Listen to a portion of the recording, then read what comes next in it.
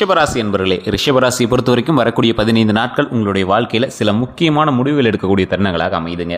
இந்த 15 நாட்களில் சூரிய புதன் சுக்கிரன் சேர்க்கை உங்களுக்கு புத ஆதித்ய யோகம் அப்படி இல்லாமல், அது மட்டும் இல்லாமல் மாளவிய யோகம் அப்படிங்கிறத உங்களுக்கு ஏற்படுத்தி கொடுக்குது. இது எதனால் உங்களுக்கு ஏற்படுது, இதனால் உங்களுக்கு என்ன பலன், இதனால் எந்த தெய்வம் உங்களுக்கு துணை இருக்குது, குலதெய்வத்தினுடைய ஆற்றல் இருக்குதா, உங்களுக்கு இதனால் முன்னேற்றம் இருக்குதா, கடன்கள் குறையுதா, வேலை வாய்ப்பு உங்களுக்கு அதிகரிக்குதா, உடல் ஆரோக்கியம் இருக்குதா, அது எல்லாத்தையும் தான் நம்ம இந்த வீடியோவில் பார்க்க போகிறோம். இந்த 15 நாட்கள் எத்தனை நடக்குமா சார் அப்படின்னு கேட்டால், இதுதான் உங்களுடைய வாழ்க்கையினுடைய தொடக்கம் அப்படின்னு கூட சொல்லலாம். உங்களோட வாழ்க்கையில் ஒரு மிகப்பெரிய ஒரு மாறுதல் அப்படின்னு சொல்லலாம். கொஞ்சம் எச்சரிக்கையாக நடக்க வேண்டிய சில மாதங்கள் அப்படின்னு சொல்லலாம். ஸோ இந்த வீடியோவை ஸ்கிப் பண்ணாமல் பாருங்கள். பல முன்னேற்றத்திற்கான முக்கியமான வழித்தடங்களை நாங்கள் இந்த வீடியோ மூலமாக உங்களுக்கு சொல்கிறோம்.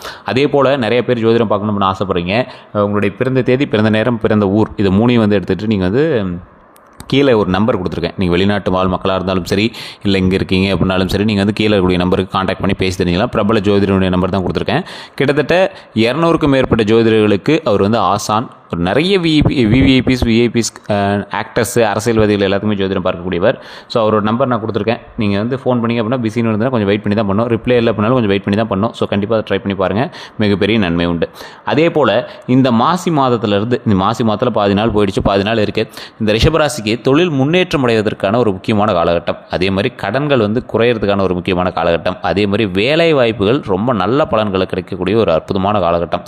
உங்களுக்கு வேலைக்கு போயிட்டுருக்கீங்க, இல்லை சார் ஒரு சுயதொழில் ஆரம்பிக்க போகிறோம், சுயதொழில் பண்ணிகிட்ருக்கேன், தனிப்படையாக பண்ணிகிட்ருக்கேன், இல்லை பார்ட்னரோடு சேர்ந்து பண்ணிகிட்ருக்கேன் அப்படின்னா உங்களெலாம் ஒரு அற்புதமான காலகட்டம். ஏன் சார் அற்புதமான காலகட்டம்? 10ஆம் வீட்டில் சூரியன் புதன் சுக்கிரன் 3 சேர்க்கை ஒரு சேர வருது. அதாவது புத ஆதித்ய யோகம் அப்படின்னு சொல்லுவாங்க. அதாவது சூரியன் இருந்தால் தைரியமும், அதே மாதிரி உங்களுடைய தந்தை வழியில் உங்களுக்கு ஒரு சப்போர்ட்டும் உங்களுக்கு கிடைக்க போகுது. புதன் சுக்கிரன் லக்ஸூரியான லைஃப்பை கொடுக்க போகுது. இப்போ இந்த லக்ஸூரியான லைஃப் எப்படி இருக்கும்? நம்மளுக்கு ஆடம்பரமோ இல்லை ஓரளவுக்கு வருமானம் இருந்தால் தானே அந்த இது இருக்கும். ஸோ நீங்கள் என்ன பண்ணணும், வண்டி வாகனங்களை சுத்தமாக வச்சுக்கணும். நீங்கள் பயன்படுத்தக்கூடிய வண்டி வாகனங்கள் சுத்தமாக இருந்துச்சு அப்படின்னா சுக்கிரனுடைய ஆதிக்கம் உங்களுக்கு அதிகமாக இருக்கும். நிறைய பேர் தெரியறதில்ல. நீங்கள் பயன்படுத்தக்கூடிய வண்டிகள் எதாக இருந்தாலும் நல்லா நீட்டாக கழுவி நீட்டாக தொடச்சி வச்சுக்கணும். ஸோ அதே மாதிரி சூரிய பகவான் வழிபாடு பண்ணிங்க அப்படின்னா ரொம்பவே நல்லது. புதன்கிழமையில் யாராவது ஒருத்தருக்கு உணவளிக்கிறதோ, அல்லது புதன்கிழமையில் யாராவது ஒருத்தருக்கு ஆடை வாங்கி தரதோ ரொம்பவே நல்லது. அதுவும் நீங்கள் ஒரு வயதானவர்கள் வாங்கி கொடுத்தீங்க அப்படின்னா ரொம்ப நல்லது. அதே மாதிரி சூரிய புதன் சுக்கிரன் இது சேர்க்கை மூலமாக புத ஆதித்ய யோகம் அப்படின்னு சொன்ன பார்த்தீங்களா, அது இன்னொன்று என்ன சொல்லுவோம் அப்படின்னா மாளவிய யோகம் அப்படின்னு சொல்லுவாங்க. இதனால் இந்த யோகம் ஏற்படுறதுனால உங்களுக்கு என்னெல்லாம் நடக்கும் அப்படின்னா, செல்வாக்கு, பணவரவு, அப்புறம் புகழ், உங்களுக்கு 4 பேர் முன்னாடி நிற்கிறான் அப்படின்னா உங்களை பார்த்து கந்திஷ்டி வைக்கிற அளவுக்கு உங்களுடைய வளர்ச்சி, இது எல்லாமே நடக்கும். இந்த 3 சேர்ந்துருந்தால் ஒரு உச்சம் அப்படின்னு சொல்லுவாங்க. ஸோ அந்த அளவுக்கு, அதாவது 10ஆம் வீட்டில் சூரியன் புதன் சுக்கிரன் 3 சேர்ந்துருக்கிறதுனால புத ஆதித்ய யோகம் உண்டாகுது. அதில் மாளவிய யோகம் அப்படிங்கிறது உண்டாகுது. உங்களுக்கு புரியுற மாதிரி சொல்லணும் அப்படின்னா, பணக்காரராகிறீங்க, புகழ் பேர் கிடைக்குது. இதுதான் மெயின். ஸோ பணவரவு அதிகமாகுது, புகழ் அதிகரிக்குது. அதே போல் முருகப்பெருமானும் மகாலட்சுமி வழிபடுறதுனால உங்களுக்கு மிகப்பெரிய ஒரு ஏற்றம் தரும். முருகர் உங்களோட ஃபேவரட் கடவுளாக இருக்கலாம். இல்லை சார் முருகர் நான் அப்பப்போ வணங்குவேன், ஃபேவரட் கடவுளாக இன்னொரு தெய்வம் இருக்குது அப்படின்னாலும் சரி, முருகப்பெருமான் வழிபாடு உங்களுக்கு மிகப்பெரிய முன்னேற்றத்தை கொடுக்கும். மகாலட்சுமி வழிபாடு, இப்போ நீங்கள் பணத்தை கொண்டு வர போகிறீங்க, அப்போ என்ன பண்ணோம், மகாலட்சுமி, பணத்திற்குரிய தெய்வம் மகாலட்சுமி வழிபடுவதால் இன்னும் உங்களுக்கு அதுக்கான மரியாதையை கொடுக்கறதுனால சேர்க்கை இன்னும் அதிகமாகும், பண சேர்க்கை இன்னும் அதிகமாகும். சரி, இன்னொன்று பெருசாக அப்படி தெரியலையே, கொஞ்சம் கொஞ்சமாக தான் அதிகரிக்கும். பழசை கம்பேர் பண்ணும்போது ஓரளவுக்கு பரவாயில்லையா இருக்கும், அந்தளவுக்கு தான் இருக்குங்க. இந்த புத சுக்கிர யோகம், அதாவது சூரிய புத சுக்கிர யோகம் அவ்வளோ சீக்கிரம் யாருக்கும் அமையறதில்லை. இந்த ரிஷபராசிக்கு இந்த காலகட்டத்தில் அமையுது அப்படின்னா அதை நீங்கள் சரியாக பயன்படுத்திக்கணும். அப்போ முருகப்பெருமான் வழிபாடும் மகாலட்சுமி வழிபாடும் பண்ணுங்கள். அதனால் மிகப்பெரிய நன்மை உண்டு. வெள்ளிக்கிழமை நாட்களில் மற்றவர்களுக்கு பணம் கொடுக்காதீங்க. அதே போல் செவ்வாய்க்கிழமை நாட்களிலே மற்றவர்களுக்கு பணம் கொடுக்காதீங்க. இது ரொம்பவே நல்லது. அதே மாதிரி இந்த மாதத்தோட சிறப்பம்சம் அப்படின்னு பார்க்கும்போது, பொருளாதாரம் தொழிலில் உங்களுக்கு மிகப்பெரிய ஒரு நெருக்கடியில் இருக்கும். பார்த்தீங்களா, உங்களுக்கு ரொம்ப லைஃப்பில் மிகப்பெரிய நெருக்கடி இருக்குது சார். ஒருத்தன் மட்டும் தடுத்துட்ருக்கான் சார், உங்களோட முன்னேற்றத்தை ஒருத்தன் மட்டும் தடுத்துட்ருக்கான். ஒரு ப்ரமோஷனுக்கு ஒருத்தன் மட்டும் சைன் பண்ண மாட்டேங்கிறாங்க. ஒரு போட்டி மட்டும் இருந்துகிட்டே இருக்குது சார். பக்கத்து கடை ஒருத்தன் எதிரியாக இருக்கான் சார். இந்த மாதிரி இருக்கவங்களாம் அந்த மாதிரி கடினமான நெருக்கடி எல்லாமே நீங்கி தொழிலில், வேலையில் சிறப்பான ஒரு முன்னேற்றம் கிடைக்கிறதுக்கான ஒரு அற்புதமான காலகட்டமாக இந்த காலகட்டம் அமையுது. உங்களுக்கு ஒரு எதிரி மூவாயிரம். ஒரு தொழிலில் எதிரி இல்லை அப்படின்னா நீங்கள் பைபாஸ் ரோட்டில் நீங்கள் வண்டி ஓட்டுற மாதிரி பயப்படவே தேவையில்லை. நீங்கள் பாட்டு ஒன் சைடாக போயிடலாம். ஆப்போசிட் சைடு எவனும் வரல அப்படிங்கிற பட்சத்தில் நீங்கள் ஆட்டோமேட்டிக்காக வண்டி ஓட்டிட்டு போயிட்டு இருக்கலாம்ல. அந்த மாதிரி தான். அந்த மாதிரி தொழிலில் முன்னேற்றம் அடையிறதுக்கான அற்புதமான காலகட்டம். இதுலேயுமே உங்களுக்கு அற்புதமான நேரம் எப்போ இருக்குது அப்படிங்கிறதையும் நான் சொல்கிறேன், நோட் பண்ணிக்கோங்க. இந்த ராசிக்காரர்கள் ரிஷப ராசிக்காரர்கள் எப்பவுமே ஒரு குழந்தை மாதிரி, எங்கள் மனசு எப்பவுமே ரொம்ப குழந்தை மாதிரி மனசு.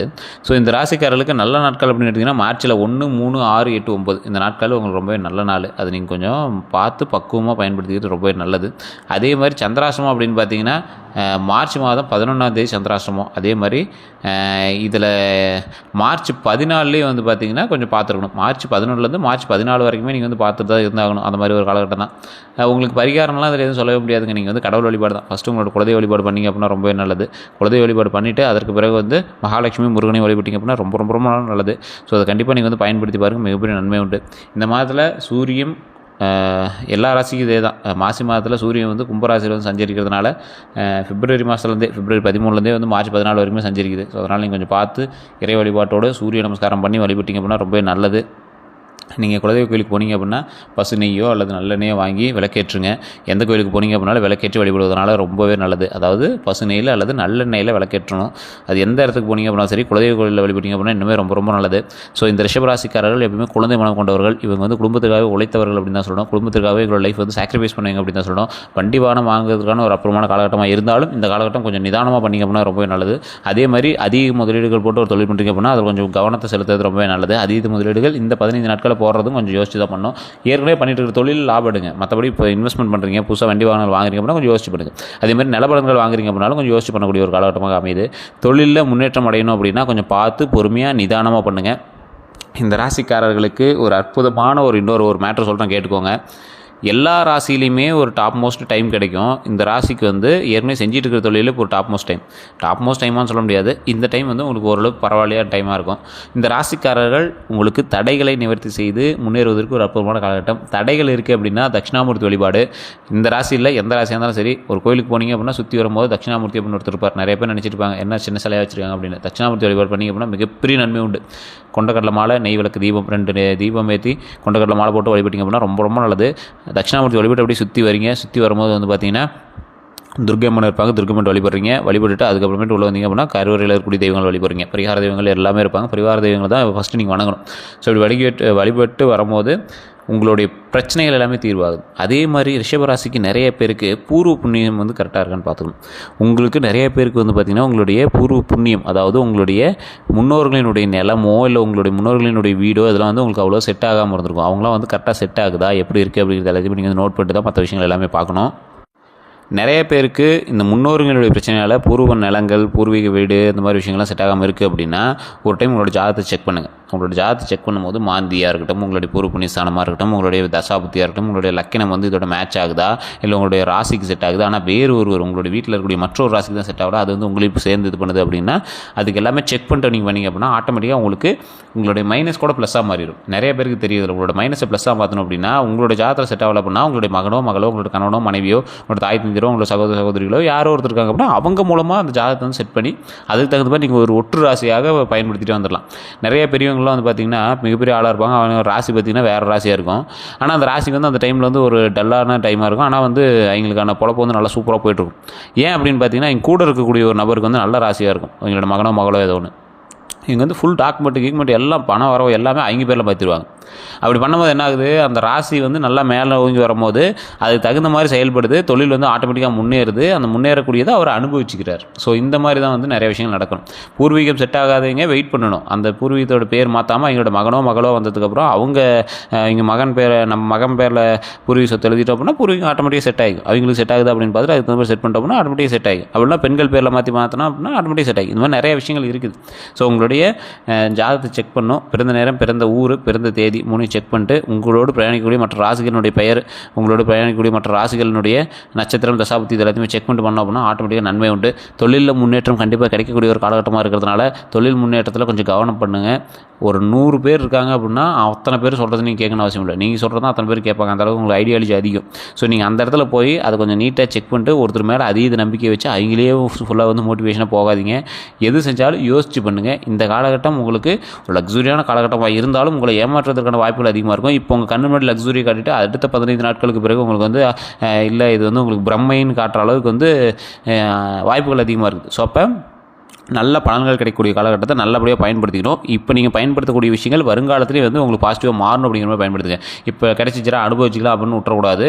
இந்த அனுபவமும் தொடர்ந்து நம்மளுக்கு சந்தோஷமாக கிடைக்கக்கூடிய ஒரு காலகட்டங்களாக அமைவதற்கு நாம தான் வந்து ஸ்டெப் எடுக்கணும். ஸோ வேறு ஏதாவது கருத்துக்கள் இருக்குது அப்படின்னா மறக்காம கமெண்ட் செக்ஷனில் பதிவிடுங்க. நம்ம சேனலில் நிறைய பேர் சப்ஸ்கிரைப் பண்ணாமல் பார்த்துருக்கீங்க. சப்ஸ்கிரைப் பண்ணிங்க அப்படின்னா தான் அடுத்தடுத்த வீடியோ போடும்போது உடனுக்குடன் உங்களுக்கு வந்து சேரும். அதே மாதிரி நம்ம சேனலில் சப்ஸ்கிரைப் பண்ணிட்டு பக்கத்தில் பெல் பட்டன் ப்ரெஸ் பண்ணி அதில் ஆல் அப்படின்னு கிளிக் பண்ணிக்கோங்க. அப்போ தான் எல்லா வீடியோவுமே உங்களுக்கு டக்கு டக்குன்னு வந்து சேரும். ஏன்னா இனி வரக்கூடிய காலகட்டம் எல்லாமே டேட் வரையும் பிரித்து நம்ம வந்து போட போகிறோம். ஸோ அதனால் நீங்கள் வந்து கன்ஃபார்ம் சப்ஸ்கிரைப் பண்ணிட்டு பாருங்கள். ஃபேஸ்புக்கில் பார்த்துருக்கீங்க அப்படின்னா ஃபாலோ பண்ணிக்கோங்க.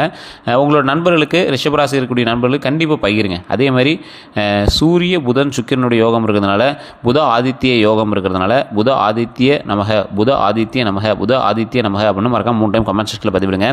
அதே போல் உங்களோட நண்பர்கள் ரிஷபராசிக்காரர்களாக இருக்காங்க அப்படின்னா அவங்க யார், அவங்க இப்போ எப்படி இருக்காங்க, பரவாயில்லையா, நான் சொன்னது மேட்ச் ஆகுதா, 100% கரெக்டாக இருக்கா அப்படிங்கிறத மறக்காம கமெண்ட் செக்ஷனில் பதிவிடுங்க. வேறு எந்த கருத்துக்களாக இருந்தாலும் கீழே டிஸ்கிரிப்ஷன் நம்பர் கொடுத்துட்டு நீங்கள் ஃபோன் பண்ணி பேச தெரிஞ்சுக்கலாம். Comment section